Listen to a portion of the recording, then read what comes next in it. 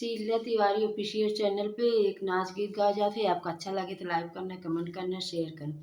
4 दिन खातिर बन जात दरोगा मर बला मुआ, 4 दिन खातिर बन जात दरोगा मर बला मुआ।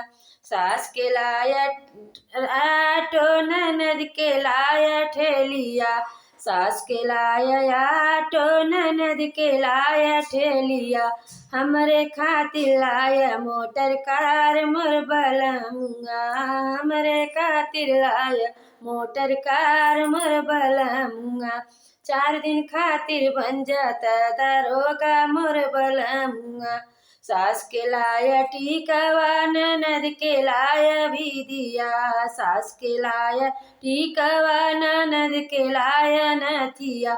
हमरे खातिर हरवा लहरेदार मोर बलमुआ, हमरे खातिर हरवा लहरेदार मोर बलमुआ। 4 दिन खातिर बन जाता दरोगा मोर बलमुआ, 4 दिन खातिर बन जाता दरोगा मोर बलमुआ।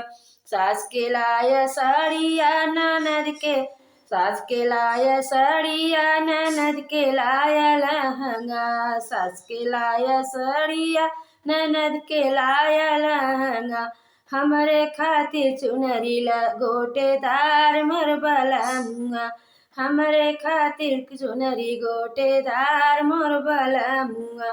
4 दिन खातिर बन जाता दरोगा मोर बलमुआ, 4 दिन खातिर बन जाता दरोगा मोर बलमुआ।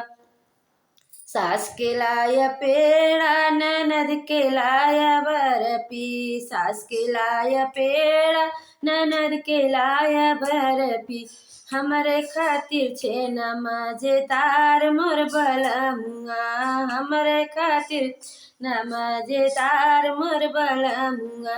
4 दिन खातिर बन जाता दरोगा मोर बलमुआ, 4 दिन खातिर बन जाता दरोगा मोर बलमुआ। अच्छा लगे तो लाइक करना, कमेंट करना, शेयर करना चाहिए।